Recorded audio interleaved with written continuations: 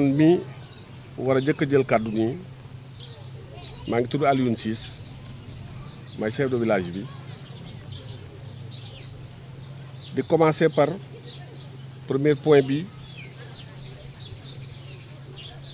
wax dëgg yàlla kii di sunu maire Momar Ciss nekk na fi élection locale yi passé moo ko may 4e mandat ñu xalaatoon ne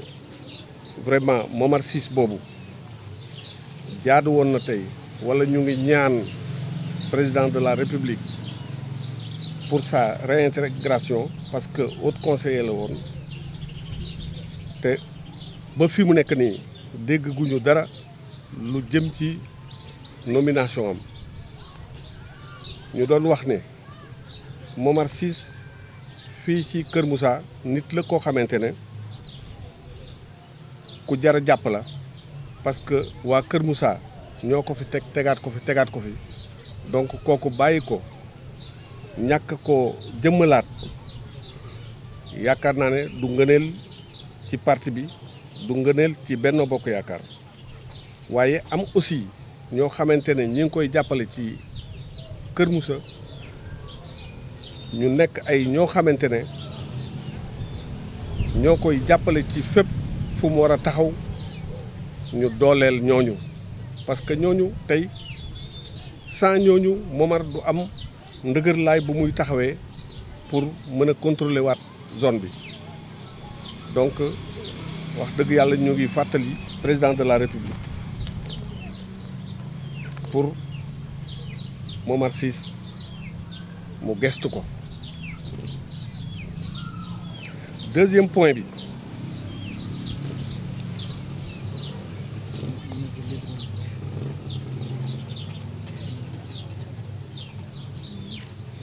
Deuxième point bi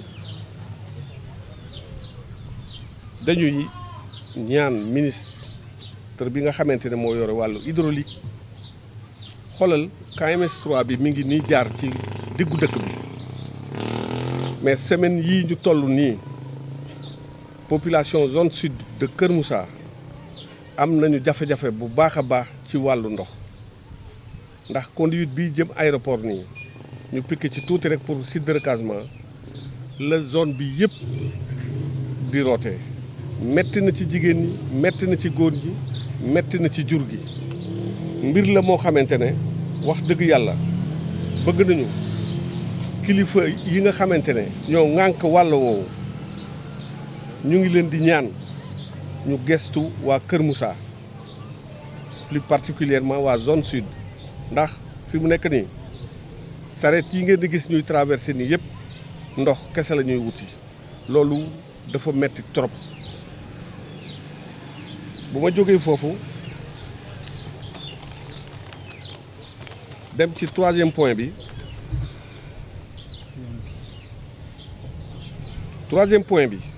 fii ngeen taxaw nii mooy yoon bi relier AIBD ak Pout xoolal nga déplacer benn village ndax liggéeyu aéroport bi indi leen fii mais yoon yi ñu waroon jëkk sóoraale bii mooy bu ci waroon jiitu ndax xale yi juddoo fii nii ci site de recasement bi yëpp koo ci yóbbu dispensaire dañ ni ne il est asthmatique te du asthme poussière bii di daw nii yéen sax journalistes yi bu ngeen moytuwulee asthme di ngeen ko fi jëlee parce que xooluñu li nga xamante ne mooy développement wu zone bi bu baax mel na ni parce que zone bi yëpp xam ngeen ne ay béykat lañu mais seen produit fii lañ koy jëlee di ko yóbbu ba Thiaroye ba Dakar ba fépp lan moo ko fa war a yóbbu mais yoon bi bu fekkee période hivernage la sax kenn du ci mun jaar ak oto boo dugal fii rek dafay mujjee des ci ndox mi ñu doon fàttali ñi yore wàll woowu ñu jàppale waa zone sud ñëw defaral leen yoon bi li ko commencé Pout ba AIBD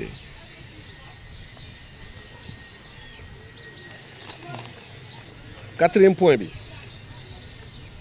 ñun dey xëy na 4e bi sax la ñu waroon jiital mais boo gisee ñu mujjeel ko pour mën cee taxaw wax ci bu baax ndax AIBD wax naa sànq ne moo déplacé benn village ci Kër Moussa indi ko fii Kesuxaat la tudd mi ngi nekkoon ci biir aéroport bi village boobu wax dëgg yàlla walla tund woowu bi ñuy wax zone sud ñëpp la AIBD impacté parce que bi ñuy toxal Kesuxaat indi ko fii ay toolu jaambur la woon le village de Lène le village de Soun wala Tuuli ñoo moomoon suuf si ñu indi ñu teg ñu fii terre bi bi mu jógee Diamniadia daw tuuti la dugg ci Kër Moussa mu commencé impacté Kër Moussa foofu ba aéroport te ñëpp wala autoroute à péage bi ñëpp ñu ngi daw ci seen gannaaw indemnisation yi depuis 2002 ba léegi bi ñu commencé processus aéroport bi yàgg nag léegi 2002 xale yu jigéen ña ci juddu ñu ci bëri am nañu jëkkër donc ñu ngi ñaan état bi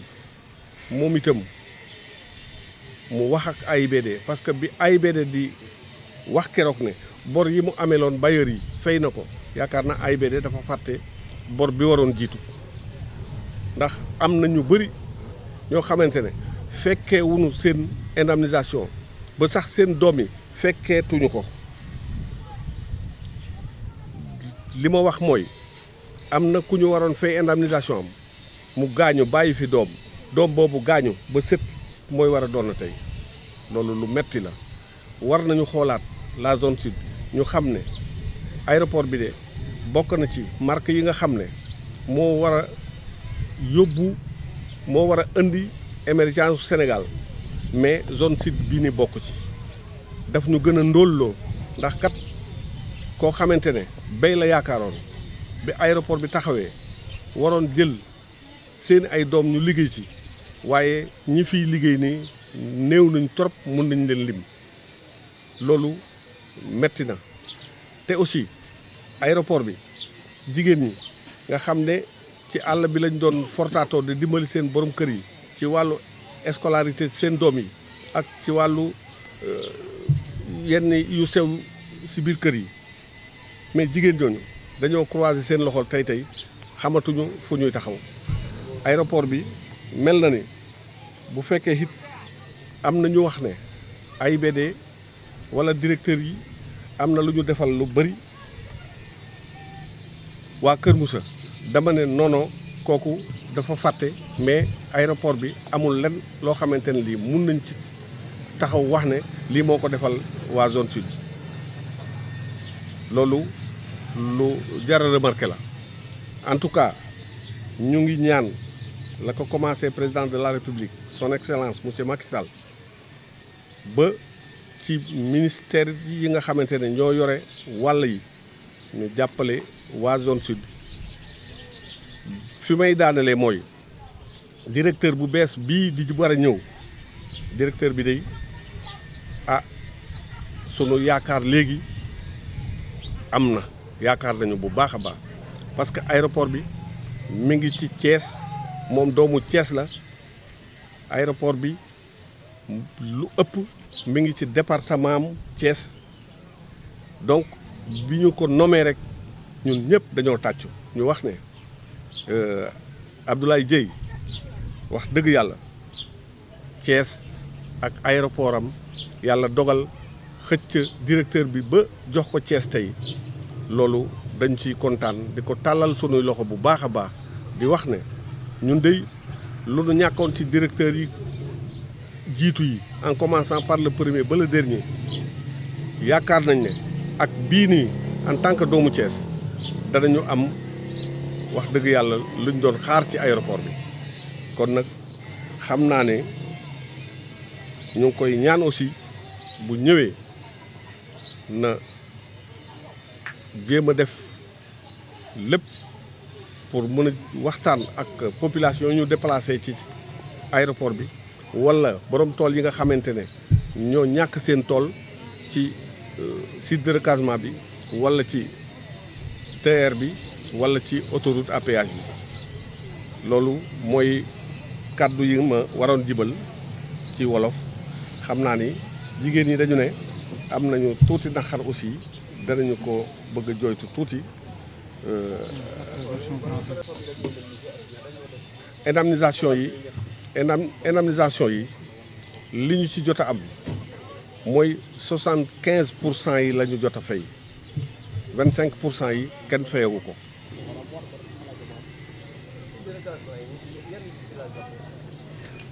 bu ñu waxee site de recasement bi benn village la bu ñuy wax Kesuxat mais village u Kesuxat boobu dafa am ñaari hameau muy Mbadat ak Kàccalik ñoom la ñu indi fii. Oui, bonsoir, madame, mademoiselle, monsieur. Bonsoir, chère population de la commune de Keur Moussa. Bonsoir, chers journalistes. Je me nomme Issaka, responsable de la COJER communale de Keur Moussa, chargé de communication des apéristes de la zone sud de là où nous sommes.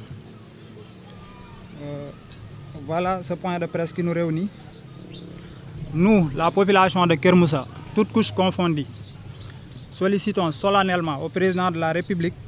la réintégration du maire Momar Ciss dans le dispositif étatique. Vu le contexte actuel et la force percée de l'opposition dans la zone que l'on appelle le Tundu Diender, il nous est important de préciser ces points-là.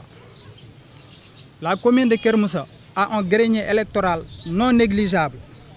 et qui constitue même peut-être la locomotive du département de Thiès. Et dans ce contexte, et pour mener des combats futurs pour le parti et la coalition Benno Bokk Yakaar, nous sollicitons l'appui du président et armer les responsables locaux afin de tirer le train de la victoire. La commune de Keur Moussa, avec plus de 22 000 électeurs, ne doit jamais jouer les seconds rôles dans l'appareil gouvernemental. Le constat est là. Le maire était au conseil. Mais au lieu de le renforcer, on a vu qu'il n'est même pas membre de la liste définitive des hauts conseils reconduits récemment. Donc, pour tous ces faits-là, on est obligé de sonner la sonnette d'alarme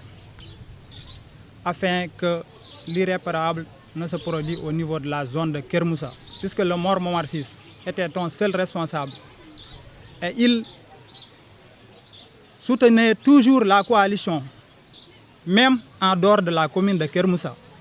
Je peux en témoigner. La commune de Pout, il faisait des actions sociales jusqu'à Pout,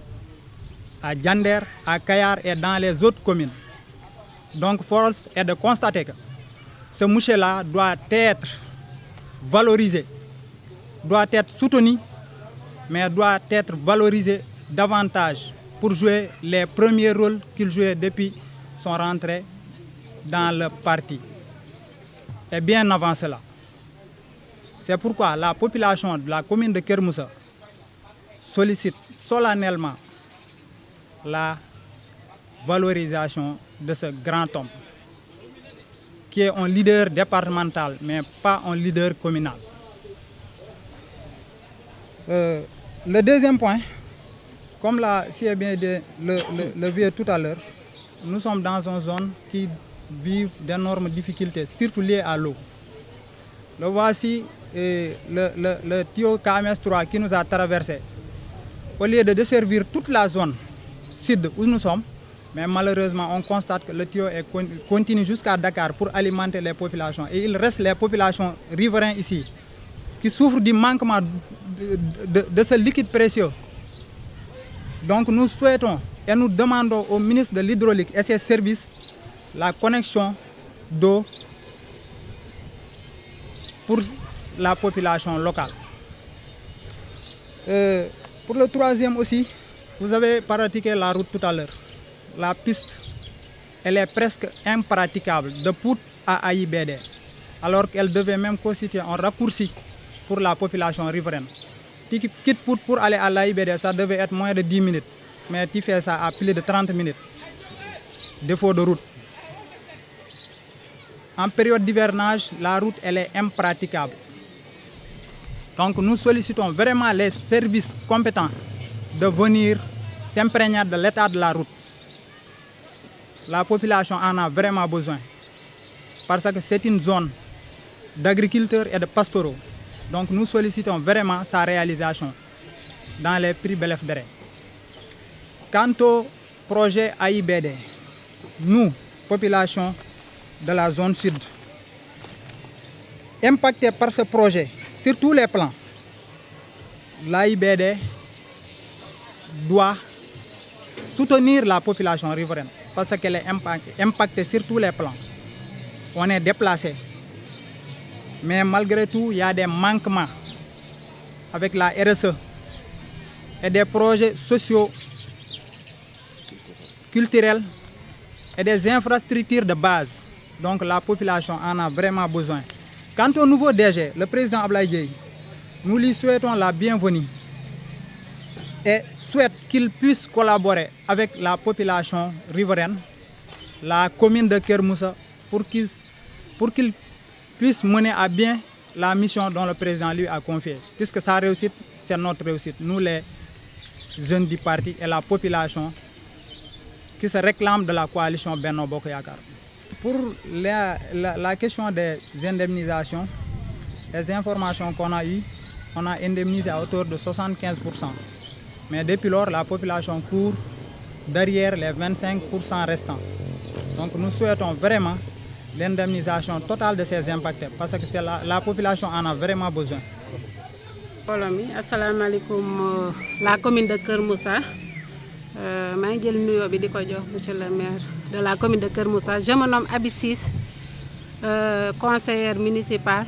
chargée de l'emploi et de l'artisanat, présidente de la commission emploi et artisanat au niveau de la commune de Keur Moussa. Bon, maa ngi nuyu ñëpp di rafetlu tamit jeetaay bi di wax rek comme ni suñu kilifa yi jàll ni niñ ko waxee la question est réelle li fi nekk ñëpp moom même constat la ko ñëpp mooy question yi ñu fi énuméré léegi duma ci revenir mais man fi may focus mooy côté famille ji chef de famille lañu ñuy ñibbisi ci guddi gi xam ne fii lampe doyul tali baaxul te ñun ñooy ànd ñoom ñu ñuy guddeel di ñu bëtëgal lépp ci lan ci ñu taxawal gën a jëmmal suñuy parti fii mooy coalition Benno Bokk Yaakaar bi nekk au niveau de la zone sud surtout au niveau de la commune et au niveau de la zone sud parce que ñun ñoo fii ndawal maire ñoo fii xëccal maire ñoom ñooy doole maire fii donc nag ñun bu ñu amee tey population boo xam ne jigéen yi ñoo gën a farlu sax góor yi ci parti bi te ñoom gisuñu benn loo xam ne jóge na ci ndawal buur wala jóge na ci buur moo ñëw ci ñoom affaire bi chaque jour ñun ñi nga xam ne ñun ñoo nekk au devant dañuy chaque jour dañuy pointer du doigt parce que dañuy naan ana formation yi ñun dañuy dégg formation yi ci télé yi ñun gisuñu benn formation DER bi ñun gisuñu ko am na femmes yu bëri fii ñun demoon nañu def ne dañuy yóbbu pour que ñu gaay jigéen yi nañu ñëw ñu financer leen ci DER ba ni ñuy waxee ak yow nii amul benn jigéen bu ci jot benn pepp financement ci DER bi ci 3AFPT bi même chose ñun amuñu benn loo xam ne jóge na ci ministère wala jóge na surtout ministère de la femme ñun ñu ngi koy interpeller à ce que jigéen yi moom mu jàppale yeen ñoo xam ne femme rurale bi muy wax femme rurale bi fii la gën a jekkee defe naa parce que ñun ñu ngi ci bakkenu aéroport bi ñun defe naa ñun ñooy vitrine Sénégal léegi wax naa ko benn jour réunion nee naa leen bu fekkee ne Sénégal Dakar moom mooy capitale bi zone sud bi moo war a nekk deuxième capitale bi parce que ñun ñoo accueillir tous les grands projets parce que bu ñu waxee aéroport international Blaise Diagne zone sud la nekk bu ñu waxee autoroute péage Ila Touba zone sud la nekk bu ñu waxee terre bi fii la romb di ñu kii mais yooyu yëpp malheureusement amul benn biñ ci bénéficier lu dul mu ñuy romb bu ñu rombee aéroport bi photo rek lañ ci amul suñu jeunes yi kenn ku ciy liggéey man nag je peux parler au nom de cette infrastructure parce que man maay commission emploi mais man gisuma Keur Moussa gisuma benn emploi boo xam ne boog jóge na ci yenn infrastructure yi nga xam ne ñoo nekk aux alentours nekk impacté ñun suñu doom yi di fi liggéey wala suñu ndaw yi di fi liggéey amul. man enregistré wu ma kenn koo xam ne moom niveau de Kër Moussa moom mi ngi liggéey ci biir aéroport bi ku dul ñun ñi nga xam ne yàgg nañ fa. te jeunes yi ñu ngi fi diplôme yaa ngi fi compétence yaa ngi fi lépp lu ñu soxla ci ressources humaines am na au niveau de la Kër Moussa mais ñoom politique boobu ñoom kiwuñu ci demuñu ci à 100% parce que ñun recrutement yi fu nekk tappe nañu nag fëgg nañu buntu yëpp mais amul buntu boo xam ne ñu ngi ñu koy ubbil. donc nag maa ngi wax sama directeur muy monsieur Abdoulaye Dieye moom tamit ñu ngi koy souhaiter la bienvenue comme ñëpp niñ ko waxee di ko dalal jàmm ci biir commune bi di ko dalal jàmm ci biir këram parce que fii këram la ñun ñoo ko bokk. donc nag bu ñëwee nañu jàppale surtout ndaw yi fi nekk moom ñu jëlal ñu ko bu ñu ko jëlalee it moom na def politique boo xam ne lépp loo xam ne moo ko yilif ci biir aéroport bi ci ay société moom mu def politique boo xam ne ñooñu tamit dinañu leen proposer wala ñoom ñu jël ci ay ndaw yi au moins ñoom ñu mën a am soulagement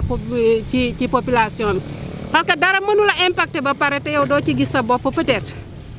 aéroport nekk fi te doomu gox bi amuñu ci benn emploi ou bien terre bi nekk fi ñun amuñu fi benn emploi donc affaire yi daf ñuy romb te ñun ñu ngi ñaan nag ñoom autorité yooyu ak implantation yi ñu fi def ci ay wàllu infrastructure ñoom ñu jàppale jeunesse bi fi nekk surtout ñu jàppale leen jàppale jigéen ñi ci wàllu formation ak financement ñun soxla nañu financement peut-être que amoon nañu yenn bu ñu sañoon ni ñuy jéggee jigéen ñi nekk ci biir télé yi yeneen goxaan ñu gën a sori fii ñu ngi leen di dégg ci ay façon formation bu ne ou bien façon financement bu ne mais ñun du mësuñu am benn financement depuis 2012 bi fi Macky nekkee ba léegi def ma si moom président mësu fi ñàkk élection ci zone Kër Moussa bi ñu ànd ak maire moom mu ñàkk ko non non ñun mësuñu ko 4 man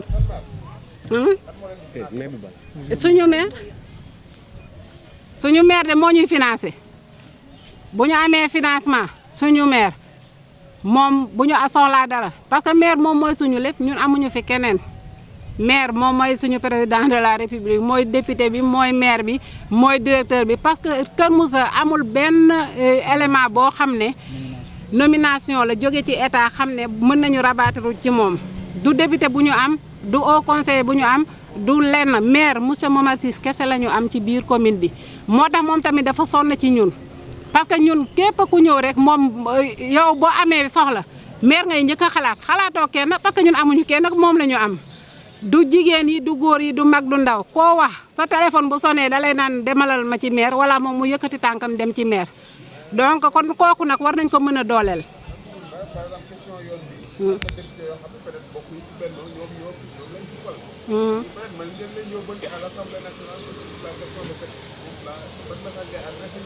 waaw peut-être que ñun war nañu mën a am nañu ay député bu nekk Kër Moussa ñun xamuñu ko nag malheureusement ñun xamuñu ko mais moom bu déggee suñuy kàddu ñun ñu ngi koy yóbbante ci au niveau de cette assemblée pour que ñoom ñu gestu commune Kër Moussa précisément zone sud de Kër Moussa. zone sud dafa am problème yoo xam ne problème yu fii nee naa la mooy vitrine bi mais ñun sentiruñu loolu ñun amuñu yoon bu baax moom député boobu ñëw na campagne fii romb na yoonu Pout dem Suun kon moom xam na yoon bi nu mu mel même buñ ko waxul sax war na ko yóbbaale kon donc ñu ngi koy lancer appel à ce que moom mu gestu population zone sud comme doomu Kër Moussa la comme ñun ni ñu bëggee defar Kër Moussa moom noonu la ko bëggee kon ñëw na campagne ci biir zone sud kon nag gestu doomu zone sud yooyu nekk fii ci wàllu ndox ci wàllu courant ci wàllu tali ñun loolu lañu soxla ñun nag tali aéroport bi ñun balaa ñun ñu fiy toxu sax waroon nañu mënoon a goudronner fii parce que peut-être que waroon na bokk ci projet mais pour mener vers la route dem aéroport ñun ci suufu pont la ñuy dugg pont boobu oto bu mag mënu fa jaar oto bu ndaw rek moo fay jaar boo amee camion booy indi ci biir gox bi da ngay wër nawet bu jotee dañuy dem ba Pout jële oto foofu wiire dem Sébikotane pour dem aéroport bi nga xam ne da ngay dox ak tànk pour dem fa mais nawet c'est impraticable kenn du fa jaar loolu nag nekk na loo xam ne lu ñu metti la te ñun ñu ngi lancer appel à ce que autorité ñuy bàyyee ñu xel ñun au niveau de la zone sud et au niveau précisément fi ñuy naan site de recasement Soun wala Soun Pout.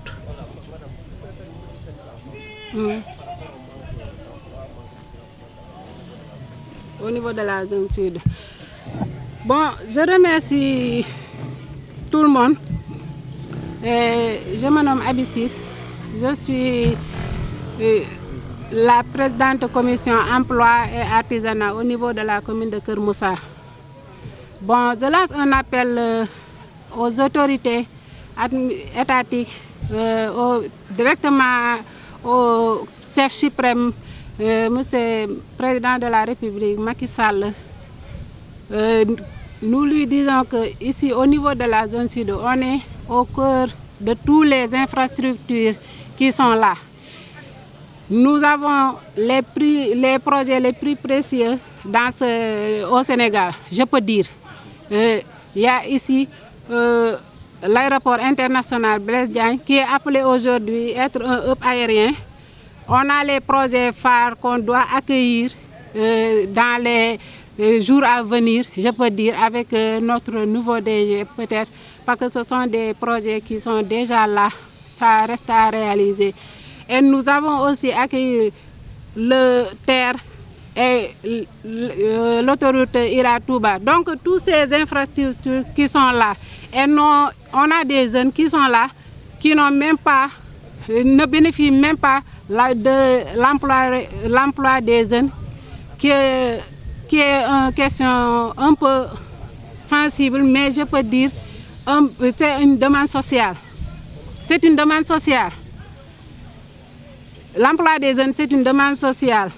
Parce qu'on a beaucoup d'infrastructures alentour, surtout au niveau de la commune de Keur Moussa. Mais puis on peut citer quelques-uns parmi nous qui sont dans ces infrastructures étatiques. Donc nous souhaitons que les infrastructures qui sont là soient bénéfiques au profit des populations qui sont là, surtout au niveau des filles. Les financements des femmes aussi. Nous souhaitons aussi que les infrastructures, le ministère de la Femme, on lui lance un appel pour qu'il fekk ci ay garab man mën naa ko dugal ci sama poste yóbbu ko maa ngi doon tooñ ICP bi tam ma ne ko yow ana say garab te sibiru bi mi ngi nii dafa gën a bëri ci dëkk bi mu ne ma seen genre bi ñooñu ci daan aidé kon donc nag population bu toll nii ñun fii defe naa Soun poste de santé boobu mi ngi polariser 9 villages si je ne me trompe pas ñëpp ku ci feebar foofu ngay dem faju jee te foofu boo fa demee bu ngeen fa demoo amoon temps nii ba dem fa di ngeen xam ne foofu plateau bi amul dara donc nag ñun bëgg nañu ñu élever ñu plateau boobu ambulance maire comme li ma lay wax rek maire moom mooy suñu premier et second plan ñun lépp ci moom la ñuy rabattre jëndal nañu ñaari ambulance chaque jour mu subventionné ñu en médicament mais ñun dañoo bëgg ne ñu moderniser poste de santé boobu def ko plateau bu moderne boo xam ne képp ku fa dem di nga am say premier soin te di nga fa mën a sax jaaree wér mais boo fa demee foofu ICP bi moom du kii même foofu man waxuma la sax yow balaa nga fay yegg sax problème la parce que foofu amul yoon surtout nawet nii yow doo fa yóbbu malade parce que amoo foo fay jaarale malade tu préfères moom sax moom ci boppam mooy jël déplacé wu en moto pour que moom mu ñëw parce que balaa malade bi di am yenn kii parce que foofu c'est impraticable route bi suuf si moom mooy ndox mi day nangu chaque année day nangu yoonu Soun bii dem au niveau de cette poste de santé là kon donc yooyu yëpp nekk na point yoo xam ne war nañ ko mën ñu cee jàppale ñu ngi lancé autorité yi nga xam ne ñoom am nañu possibilité wala am nañu kii boo xam ne war nañ ñu ko mën a taxaw ñu taxawlu ñu ci suñu poste de santé ñu taxaw ñu ci surtout suñu yoon bi ak courant bi nga xam ne tamit doyul ñoom ñu mataleel ñu ko parce que instant yi fi ñu teewlu nii ñun defe naa ne ñun ñoo war a ñee nit ñi waaye kenn waratu ñoo ñee. jógee ci village bi ñuy wax Thiambo nekk président commission agriculture élevage ci mairie bi nekk itam président des parents d'élèves CM de Soun boo gisee sax ma xaw a tardé ci conférence bi dama nekkoon ci problème mu CM bi ndax ku ne xam na ne zone sud instant yi ñu nekk nii toq ndox amu fi école boo xam ne lu mat 600 élèves nga fa amuñu ndox amul lu ko gën a métti ci suba ba léegi ci loolu laa nekkoon mais finalement waa CSE la mujjee dem waxtaan ak ñoom ba nee nañ moom incha allah ka ma fa fekk benn waay bu baax bi nga xam ne mooy responsable seen responsable promettre na ma ne dina ma indil ndox à partir de lundi chaque 2 jours dina indi ci CM bi ndox mais li ma bëgg a wax bu fekkee dañuy waxante dëgg rek zone sud dafa manqué lépp la manqué boo demee ci aéroport bi nga xam ne moom la ñu yaakaar parce que ñun li ñu waxoon ne moom mooy importance aéroport loolu ñu gisul ñun ñi nga xam ne ñoo dëkkee fii xam nga dara gënul métti ñu toxal la ba toxal say armel mais aéroport bi boo xoolee aéroport bi mën naa wax ne pratiquement fii gis ngeen jakarta yi di rii nii yëpp dañoo amul liggéey moo tax ñu nekk ci jakarta yi mais lan moo tax ñu jëlee leen ci aéroport bi indi leen fii amul benn mesure d'accompagnement ñu bàyyi leen ci coono gi ñu nekkee ni aéroport bi nekk fi dégg naa fan yi passé rek 2S la tudd xaw ma laas jël na 21 chauffeurs yoo xam ne dañ leen embauché direct mais tund wi amul kenn ku ci bokk est-ce que loolu c'est sérieux di dem ci àll bi dafa jël ay nit di indi ci aéroport bi ñi nga xam ne ñoo fi dëkk ñu toxal leen ñu nekk ci coono parce que béykat bi nga xam ne ci àll ba la nekkoon di root di dem ci àll bi di taxal loolu yëpp mënatuñu koo def léegi nekk nañu ci biir dafa mel ni ñoo ngi ci biir réewum taax nga xam ne dañuy jënd gaz dañuy fay courant dañuy fay ndox yooyu yëpp nekkuñu ci situation yooyu mais état moo leen indi fii teg leen coono googu yëpp ba pare amul benn mesure d'accompagnement aéroport bi ngi fees de dell ak nit mais amul benn ku nekk ci zone bi koo xam ne mu ngi fay liggéey vraiment war nañu xoolaat taxawaay bi non mbéy moom amatu fi moom mbéy très bien mbaañ ak lépp amoon na fi mais léegi loolu yooyu am nañu aéroport bi nangu na lépp ñii nga xam ne dañu am waroon a fay ci aéroport bi am na ñoo xam ne ba léegi fay ñu leen ñu ngi daw ci ginnaaw loolu boobu ba léegi ñi nga xam ne toxal nañ leen fi ñoo ne dañ leen di jox tool boo xam ne dinañ fa béy di fa mën a dundee est-ce que loolu mu ngi am est-ce que état mu ngi vérifier loolu vraiment li fi manqué moo bari te fii nekk na zone boo xam ne lépp ngi fi terre baa ngi fi KMS 3 fii la jaar aéroport baa ngi fi ah lépp nga fi jaar mais ñoo gën a torox ci Sénégal état waaw am na ñu fay liggéey sax mais en général gars yi man bon bañalu ma leen dara mais bu ñuy jël dañu fii manqué wul dara lépp lu ñu soxla am na fi ingénieur rek lépp am na fi mais bu ñuy jël en général li ñuy def mooy dañuy seet li nga xam ne mooy liggéey bi gën a soof ñu ne leen waa kaay leen mais lu gën a baax lu ñu leen jël man fan yële passé waa laas woo nañ ma fi ne ma dañoo bëgg a former seen xale ci affaire aéroport sécurité aéroportière ñu recruter xale yi ma yóbbu leen man maa defoon sélection en tant que président parent d'élève mais lan lañ leen def yóbbu xale yi bi ci aéroport bi dem di leen forloo këyit di leen forloo këyit waaw bi xale yi ñëwee mën na leen waaye yéen lan ngeen doon def ban formation lañ def ñu ne ñu daal dañu yóbbu foofu daal ci wetu piste bi ñu for këyit après ñu ne ñibbi leen mais yooyu benn façon mais gars yi dañu bàyyi fooy bu ñu fooyee population bi vraiment mënuñu jël suñu suuf yëpp jox ko état bi pare ñu nekk fi di gën a walaakaana loolu mënu nekk vraiment xam naa sama xol moo xaw a fees mais vraiment ñu ngi ci coono quoi jaa ngeen jëf